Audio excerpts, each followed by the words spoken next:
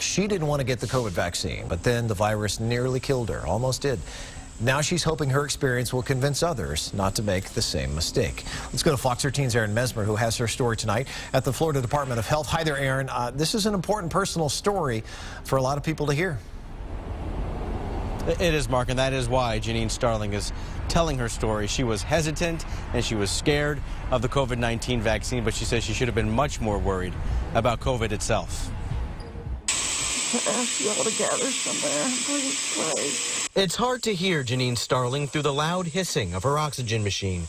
But she was asking for prayers as she lay in a hospital bed suffering from COVID-19. Nobody deserves to feel like they're slowly being suffocated to death. Doctors gave her a 20 to 30% chance of survival. It's a terrible feeling to know that you're probably going to die by yourself in a hospital room. That was July 9th. More than 2 weeks later, Ganeene is out of the hospital with a new lease on life and a message. I'm telling you, I was so against this vaccine, and I am begging people to get it now. Ganeene, a mother of 8, was hesitant to get the COVID-19 vaccine, concerned there may be unknown long-term side effects. She looks back at that fear now with some newfound clarity. You also have to think about the long-term effects of what COVID could do. And you might not be as lucky as I was. You might die. Doctors worry COVID-19 will take the lives of thousands of unvaccinated patients in the coming weeks as the Delta variant surges through the country, especially Florida. We're probably going to equal or pass the peak that we saw back in January, which was the worst that we'd seen. USF Health Dr. Thomas Unash believes that'll happen by next week.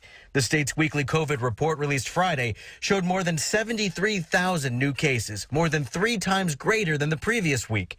The positivity rate is over 15%. Dr. Unash says the state will likely get to herd immunity by September. That's 80 to 85% protected, but it'll be unnecessarily painful for a lot of people. It's going to be reaching herd immunity the hard way rather than the easy way. The easy way would have been through vaccination. A vaccination Ganeene wishes she would have gotten a long time ago. She'll now be on oxygen for a few months, but as hard as it is for her to breathe, even during this interview. And, sorry, I'm out of breath. She'll use every bit of air she can to try to reach out to those who are unvaccinated before it's too late. Who knows what type of damage this is going to leave, my body in. And the vaccine could have prevented that. Yeah, and Ganeene has no pre-existing conditions. She has no comorbidities, and she says she knows others who have no pre-existing conditions either and have had a similar situation, and some even who have passed away. Now, the CDC has not yet changed its guidance when it comes to COVID-19 safety measures, but Dr. Unash, Mark, is urging people, even those who are vaccinated, to start wearing masks again indoors. He says this Delta variant is so much more infectious. It appears at this point that even those who are vaccinated can pass it to other people.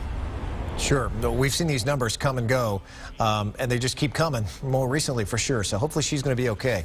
Erin Mesmer on that one for us. Erin, thanks very much.